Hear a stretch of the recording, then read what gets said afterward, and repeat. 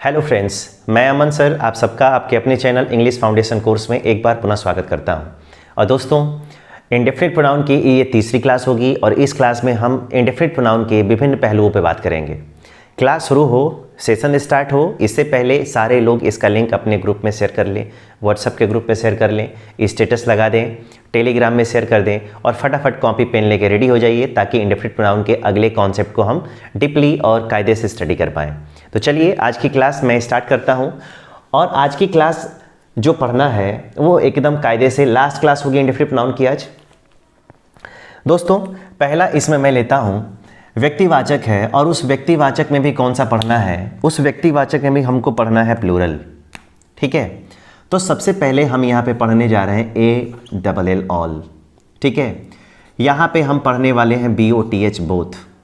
उसके बाद हम यहाँ पे पढ़ेंगे दोस्तों सम, यहाँ पे हम पढ़ने वाले हैं सेवरल, यहाँ पे हम पढ़ने वाले हैं मेनी और यहाँ पे पढ़ने वाले हैं हम फ्यू। इसके कॉन्सेप्ट को एक एक करके हम क्या करेंगे, आज पढ़ने की कोशिश करेंगे। और एक एक कॉन्सेप्ट पढ़ने के लिए आपके पास थोड़ा सा, ज़्यादा नहीं बट थोड़ा सा आपके पास ना देखने की पारखी नज़र होनी चाहिए। और उस पारखी नज़र के लिए आपके पास क्या क्या होना ज़रूरी है, ये जितने सारे हैं मैं इसका एक एक पॉइंट करके आपको लिख रहा हूँ, उसको आप ध्यान से सुनिए। ये जितने सारे लोग हैं, ये जितने सारे लोग हैं, ये सारे के सारे माय डियर फ्रेंड्स, सारे लोग ऑलवेज प्लूरल हैं। ये सभी लोग ऑलवेज प्लूरल हैं और प्लूरल है इसका मतलब कि ये कभी सिंगुलर का काम नहीं करेगा। ठीक है, ऑलवेज प्लूरल के साथ साथ दोस्तों ये जितने सारे लोग हैं ये आपके कॉमन जेंडर हैं। कौन से जेंडर हैं? ये आपके कॉमन जेंडर हैं। प्लूरल होने के साथ ये कॉमन जेंडर है, ये प्लूरल होने के साथ सभी कॉमन जेंडर हैं। और कॉमन जेंडर है तो इसके साथ दोस्तों जो ऑक्सिलरी वर्ब आप लगाओगे या जो आप मेन वर्ब का इस्तेमाल करोगे, हेल्पिंग वर्ब हो या फिर मेन वर्ब हो, दोनों में कोई भी हो, ठीक है, वो भी किस टाइप की होगी, तो वो भी ऑलवेज टाइप प्लूरल होती है। इसके साथ जो हेल्पिंग वर्ब लगाना होगा वो भी प्लूरल, इसके साथ जो मेन वर्ब लगाना होगा वो भी प्लूरल। यानी इन सबके साथ आने वाली अगर हेल्पिंग वर्ब की आप बात करोगे तो इसके साथ आने वाली हेल्पिंग वर्ब कभी भी सिंगुलर फॉर्म में नहीं होगी। यानी इज एम आर में से लगाना होगा तो आर लगाएंगे, वॉज और वर में से लगाना होगा तो वर लगाएंगे, जिसको आप वेयर भी बोलते हैं। हैज़ हैव लगाना होगा तो आप हमेशा हैव का इस्तेमाल करोगे। डू डज लगाना होगा तो इसके साथ हमेशा आप डू का इस्तेमाल करेंगे। इसका आप ख्याल रखेंगे। तीसरी चीज़, चौथी चीज़ क्या है, ये जितने सारे लोग हैं, अगर इसके लिए आप पॉजेसिव केस के रूप में अगर कोई चीज़ इस्तेमाल करना चाहते हो, अगर पॉजेसिव केस अगर आप इस्तेमाल करना चाहते हो तो पॉजेसिव केस यानी अपना के लिए जो आप इस्तेमाल करोगे ना, वो अपना के लिए एक ही चीज़ इस्तेमाल होगा और वो कौन सा होगा, देयर होगा। ऑल आएगा तो भी देयर का इस्तेमाल करेंगे, बोथ आएगा तो भी देयर का इस्तेमाल करेंगे, सम आए, सेवरल आए, मेनी या फ्यू, कुछ भी आए वो आपको देयर का ही इस्तेमाल करना है। ठीक है, लास्ट पॉइंट है, इस फ्यू के बारे में बात करेंगे।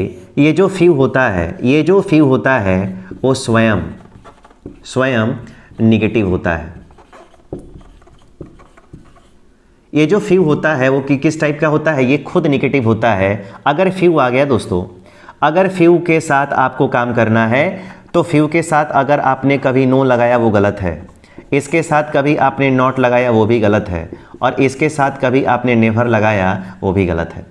यानी इन सबके साथ आप कुछ भी कर सकते हैं, लेकिन फ्यू का जो कॉन्सेप्ट है, फ्यू का जो कॉन्सेप्ट है ये हमेशा निगेटिव होता है। इसके साथ नो, नॉट, नेवर आपको लगाने की कोई ज़रूरत नहीं है। ठीक है, तो एक एक करके सारे पॉइंट्स को आप क्लियर करेंगे और एक एक करके सारे क्वेश्चंस को कायदे से पढ़ने की कोशिश करेंगे। ठीक है, अब मैं एग्जाम्पल के थ्रू समझाऊं, इसके पहले मैं उन सारे लोगों को, जितने लोग बाद में जुड़ रहे हैं, मैं एक एक करके फिर से एक बार रिकवर कर लेता हूं ताकि आपको बार बार एक चीज़ें आए। मैंने कहा कि अगर कहीं पे ऑल लिखा हो, बोथ लिखा हो, सम लिखा हो, सेवरल लिखा हो, मेनी लिखा हो या फ्यू लिखा हो, ये कहीं पे अगर आ गए तो ये आपको समझना है कि ये लाइफ में हमेशा प्लूरल फॉर्म में होते हैं, कभी इनका सिंगुलर फॉर्म नहीं होता है। ठीक है, और इनका दूसरा पॉइंट है कि ये जितने सारे लोग लिखे गए हैं सारे के सारे कॉमन जेंडर हैं, और अगर कॉमन जेंडर है तो इनके साथ आने वाली हेल्पिंग वर्ब और इनके साथ आने वाली वर्ब वो भी किस फॉर्म में रहती है, वो भी प्लूरल फॉर्म में होती है। जिस टेंस में जाएंगे उस टेंस की हेल्पिंग वर्ब लगानी हो तो या मेन वर्ब लगाना हो तो हमेशा किस टाइप का आएगा, प्लूरल आएगा। इसके साथ जो पॉजेसिव केस का आप इस्तेमाल करेंगे वो पॉजेसिव केस भी हमेशा किस फॉर्म में होगा, प्लूरल फॉर्म में होगा। यानी everything is must be plural, everything must be plural, ठीक है। और फ्यू की जहाँ तक बात है, फ्यू जब भी इस्तेमाल होगा ग्रामर में कभी भी, उसके साथ आप नो नॉट नेवर का इस्तेमाल नहीं कर सकते। क्यों? क्योंकि वो खुद कैसा होता है, वो खुद नेगेटिव होता है, आपको दोबारा उसको नेगेटिव बनाने की कोई ज़रूरत नहीं है।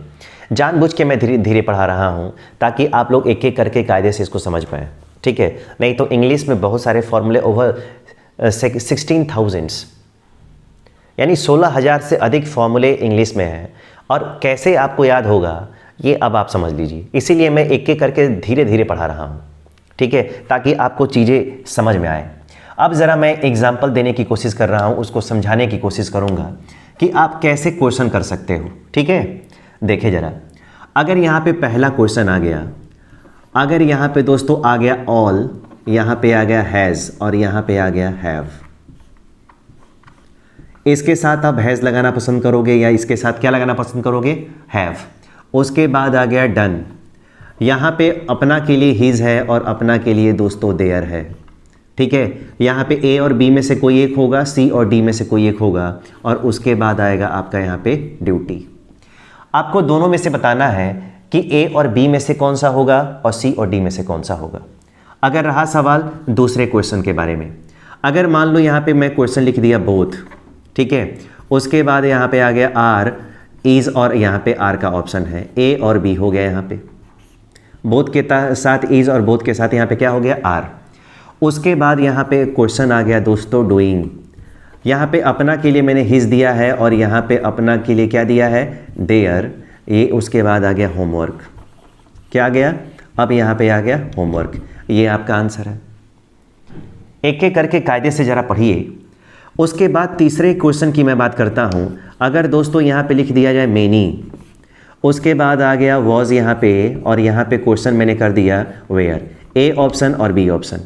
मेनी के साथ आप, अगर मेनी सब्जेक्ट है तो वॉज के साथ आप जाना पसंद करेंगे या मेनी के साथ आप वेयर लगाना पसंद करेंगे, मेनी के साथ वॉज या वेयर। उसके बाद आ गया READING रीडिंग।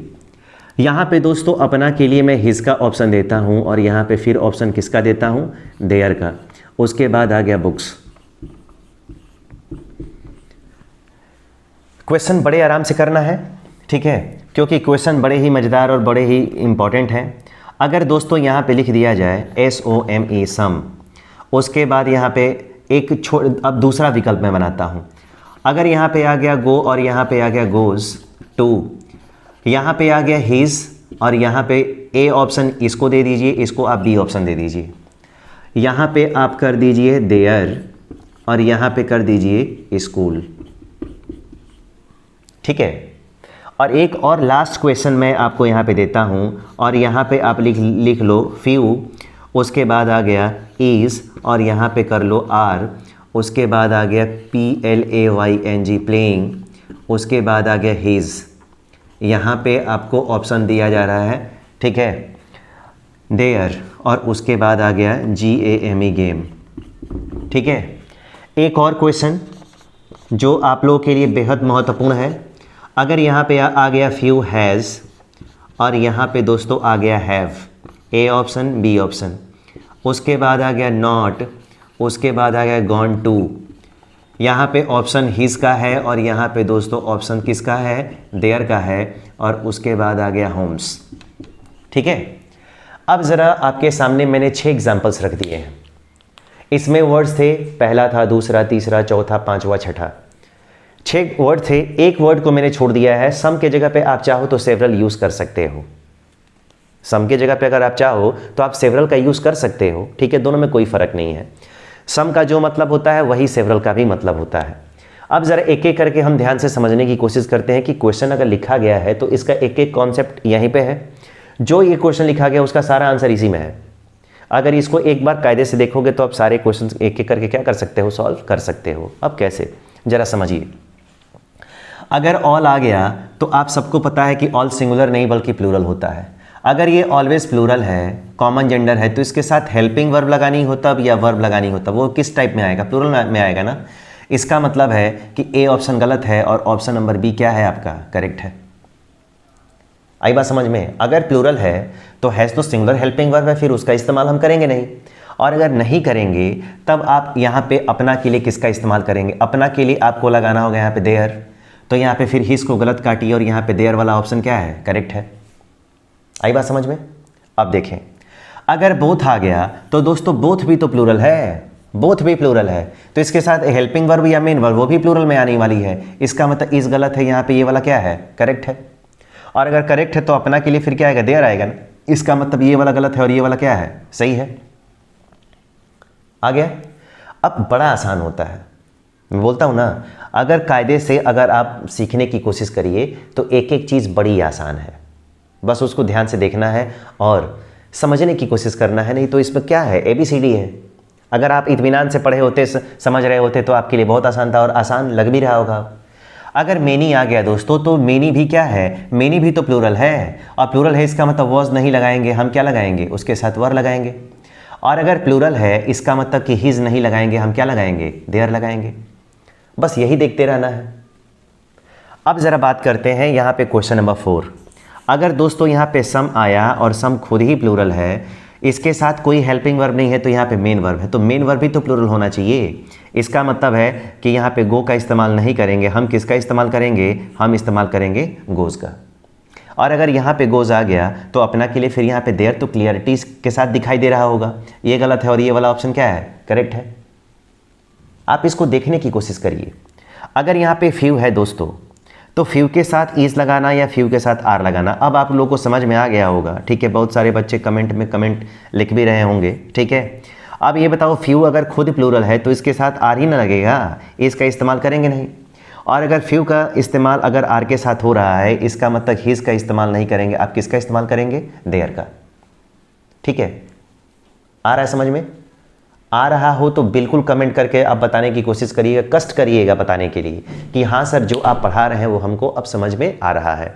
एक और रिक्वेस्ट करूँगा आपसे, आज मैं प्रोनाउन का सीट बन के रेडी है। ठीक है, मैं आज अपने व्हाट्सएप ग्रुप में तो शेयर कर ही दूँगा, टेलीग्राम का जो लिंक है उस पर मैंने भेजा हुआ है, लेकिन फिर से एक दोबारा मैंने प्रोनाउन का सीट नया बना दिया है। आप उसमें इसको लगा सकते हैं। जितने बच्चों के पास बुक्स होगी, जितने लोगों के पास इंग्लिश की कोई भी बुक्स है, जैसे लुसेंट की है, परफेक्ट की है, किरण कंपटीशन की है, जो भी है, पैरामाउंट की है, केडी कैंपस की है, कोई भी बुक हो, इन सब से, इन टॉपिक से रिलेटेड, प्रोनाउन से रिलेटेड कोई भी अगर टॉपिक का क्वेश्चन आता है तो उसको आप सॉल्व करने की कोशिश करिए। देखिए कि पढ़ने के बाद आ रहा है कि नहीं। उम्मीद है बिल्कुल आएगा, हर एक क्वेश्चन आएगा। और नहीं आता है तो स्क्रीनशॉट लेके आप लोग भेज सकते हैं व्हाट्सएप में। ठीक है, वहाँ से मैं आपको हर एक क्वेश्चन का सलूशन दूंगा। अब ज़रा यहाँ पे आ गया फ्यू, तो फ्यू के साथ हैज़ तो आएगा नहीं, फ्यू के साथ क्या आएगा? हैव। और फ्यू आ गया, इसका मतलब हिज नहीं आएगा, यहाँ पे क्या आएगा? देयर। लेकिन एक और इशू है, क्या फ्यू के साथ नो, नॉट, नेवर का इस्तेमाल कभी होगा? नहीं होगा ना। इसका मतलब है कि कंफ्यूज करने के लिए मैंने यहाँ पे नॉट लिखा है, तो आप इस नॉट को भी क्या करेंगे? हटा देंगे। नॉट को भी क्या करेंगे? आप हटा देंगे। क्यों? क्योंकि फ्यू खुद नेगेटिव होता है, इसके साथ एक दूसरे नेगेटिव वर्ड्स को आप यूज़ नहीं कर सकते हैं, क्योंकि डुअल नेगेटिव इंग्लिश में कभी यूज़ नहीं होते हैं। ठीक है दोस्तों, ये इंडेफिनिट प्रोनाउन का जो कॉन्सेप्ट था बड़ा आसान था। आप लोगों ने इसको देखा और समझने की कोशिश की कि कैसे इसको करना है। अगर आप ध्यान से अगर इन 5-6 पॉइंट्स को अगर चेक कर लेते हैं तो आप एक एक करके सारा क्वेश्चन क्या कर सकते हैं? सॉल्व कर सकते हैं बड़े आराम से। तो आपको परेशान होने की ज़रूरत नहीं है कि हाँ क्वेश्चन को कैसे करना है, हाँ बट कायदे से करना है, इसका आप ध्यान जरूर रखें। ठीक है दोस्तों, उम्मीद करता हूँ कि ये जो सेशन है, आपको ये जो टॉपिक है वो आपको समझ में आया होगा, और समझ में आया होगा तो कमेंट करके ज़रूर बताइएगा। कोई अगर परेशानी आ रही हो तो वो भी बताइए। ठीक है, और जितने लोगों ने अब तक वीडियो को लाइक शेयर सब्सक्राइब नहीं किया है, इस क्लास को ज़रूर लाइक करें। अपने व्हाट्सएप से स्टेटस ज़रूर लगाएं, सबको इनवाइट करिए कि हाँ आइए, इंग्लिश की क्लासेस 8 बजे डेली रात में चल रही है, एकदम फ्री ऑफ कॉस्ट है, ज़्यादा टेंशन लेने की ज़रूरत नहीं है, और कायदे से एक करके मैं पढ़ाऊँगा। ठीक है, नए साल को एक अच्छा साल, उम्मीदों का साल बनाना है। ठीक है, कुछ भी हो, ठीक है, मेहनत जारी रखना है, छोड़ना नहीं हिम्मत, नहीं तो हिम्मत एक बार छूट गई तो फिर वापस आने वाली नहीं है। और जो कुछ भी है एक हिम्मत ही तो है इंसान के पास, हिम्मत है तो सब कुछ है, नहीं है तो कुछ भी नहीं है। तो चलिए आज की क्लास यहीं पे मैं स्टॉप करूँगा, मिलेंगे कल एक दूसरे कॉन्सेप्ट के साथ। तब तक के लिए आप सभी मित्रों का, आप सभी भाई बहनों का, ठीक है, को बहुत बहुत धन्यवाद और शुभ रात्रि एंड गुड नाइट।